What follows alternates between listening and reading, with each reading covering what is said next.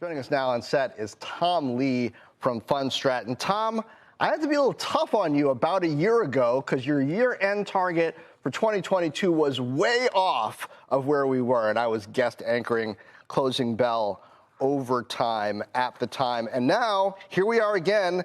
The S&P's at 4719, and your year-end target is what? 4750 to 4800. That's crazy, Tom. That's crazy. How do we get there from here? Yes, I know. Anything can happen the next 2 weeks, right?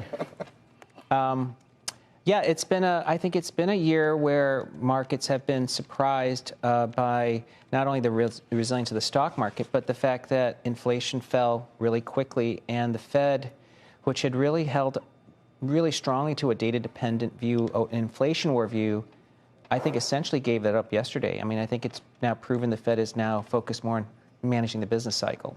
Okay, so what can you still put your money into from here that has upside? I mean, the commercial real estate arena perhaps is easing off with the long bonds not so problematic. So we saw the KRE, the regional banks, doing a bit better. What areas do you see that have potential? Well, I think investors in the next 12 months are going to start to say, what things get fixed if the Fed just stops being so aggressive on rates, right? So if rates fall, and it makes a lot of sense that asset quality gets better if rates fall for the banks, commercial real estate comes back, small caps, which are highly levered or higher levered, really benefit. So to me, this, the next 12 months, it seems like small caps can be up 50%. The Russell 2000 just crossed 2,000 today. So 50%. Maybe 50%. Yeah, so it could be Russell 2000 hitting 3,000.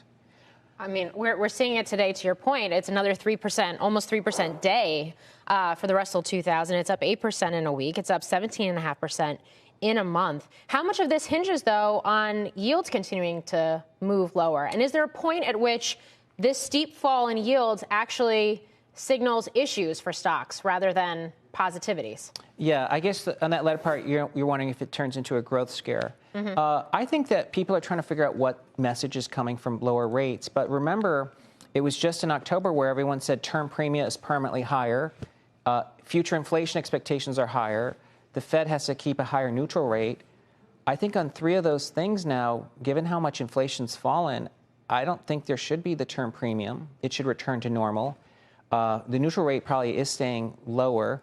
And then inflation expectations are coming down. That means the 10-year, could be below 4% for all of next year. And that would be really big for small caps because, on a price-to-book basis, they're trading at where they were in 99 relative to the S&P. And that was the start of a 12-year outperformance cycle. What if inflation doesn't continue to fall as fast and furious as it has? What if it gets really sticky here? Well, I think that's the misconceptions. 60% of core CPI is housing and car plus car services. Housing and car services account for 1.74 percentage points of the excess inflation. We're at 1.6% of the excess. So literally those two things account for all of the inflation. Housing just needs to stabilize at 3%, and used cars are going to fall like 30%. So, I think inflation is going to easily hit the 2% core target sometime next year and sort of stay there. Why shouldn't we worry about Washington? It's an election year coming up in 2024. One of the potentially big spoilers of 23 was Congress not being able to function. Does that pose any danger for the markets? Yeah, it is a perception question because, gridlock historically is good for equities. In 24, I think people expect Senate to flip and House to flip, so it still remains gridlock. I don't think Washington dysfunction it can be sort of create seismic events, but in 2024, those will probably prove to be buy the opportunities.